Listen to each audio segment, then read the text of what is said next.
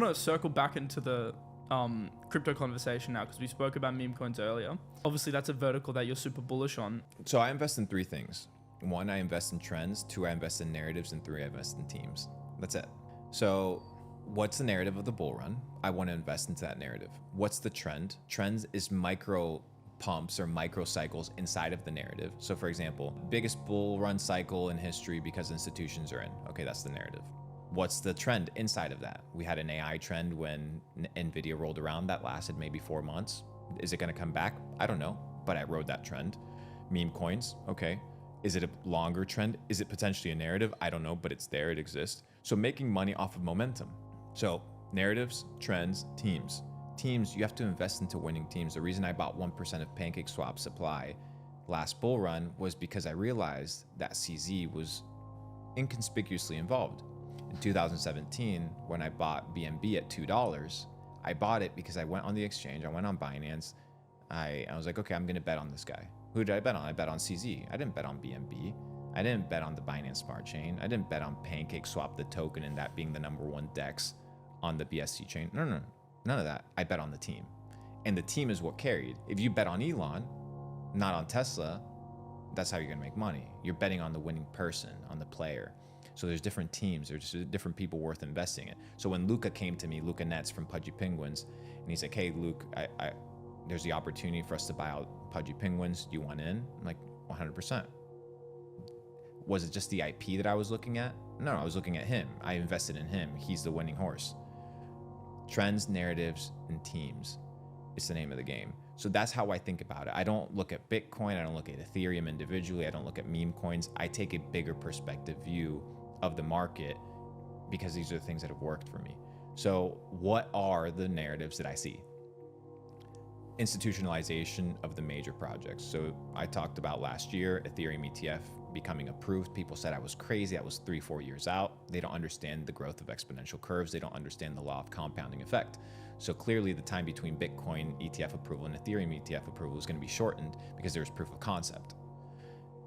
Next narrative, the global dominance of Bitcoin and Bitcoin now being used as a reserve fund across government institutions and across corporations. It's going to become a thing. It might take a little bit. People might do it, like you said, under the table, try to sneak in as much supply as they possibly can. But all we need is one gasket. And Trump actually wants to buy back all the miners. All we need is one gasket to blow for the entire fucking thing to rip. For China to it's one signature. Yeah. And China's back in business. Do you think they're going to lose out? You think they're not going to fight?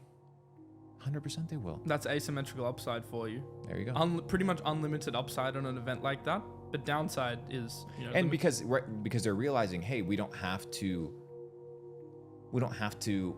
value Bitcoin as our currency. We just have to use it as a reserve to prop up our currency. Yeah. So now the perspective is different. Now we're buying Bitcoin as a potential of, if this thing works, we're fucked. So might as well have it just in case. Like a hedge. Winning teams. A couple winning teams. 2020, if I'm not mistaken, 2021, Pavel Durov, CEO of Telegram, who still owns 100% of Telegram. He's the product manager of Telegram. He decides to launch TON. At that time, it's called the Telegram Open Network. But they had a lawsuit with the SEC because they raised billions of dollars. They weren't allowed to, blah, blah, blah. So they issue a refund. Then they do a public event where you can mine the tokens. You're good to go. Fair launch. Last year, I'm like, what is this TON thing? I start exploring it. What is this thing that I see on this platform? I download it.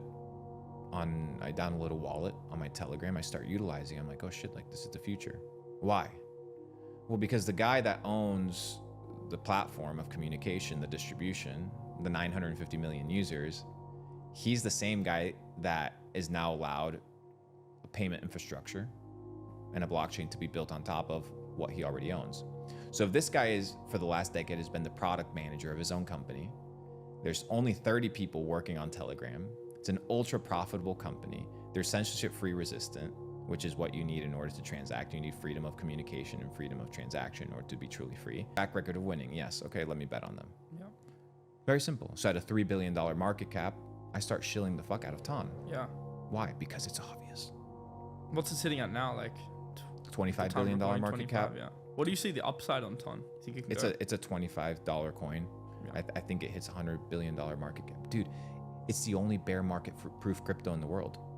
The way I view Ton is it's like, as you said, it's one of the only chains where it's probably got like real, like actually the ability to convert real users. If you look at all these other chains, real users. Has real users already. So all and they need bear to do is market convert proof them. users.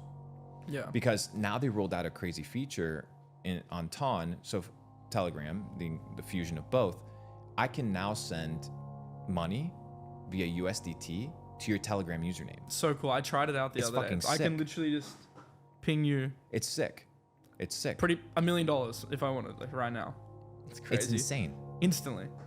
And now with USDT and USDC, the companies, obviously Tether and Circle, they're rolling out different pairs. So now they're rolling out the euro. And what Ton's doing is now not only remittances for free, so I can send you $1 million for free to your Telegram username, they're doing Forex swaps for free.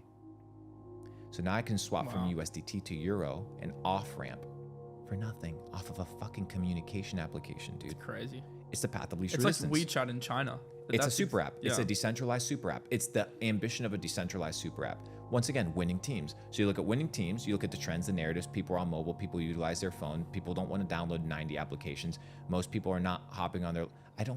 Dude, it's so annoying to hop on your laptop, open up your Chrome extension, connect your wallet.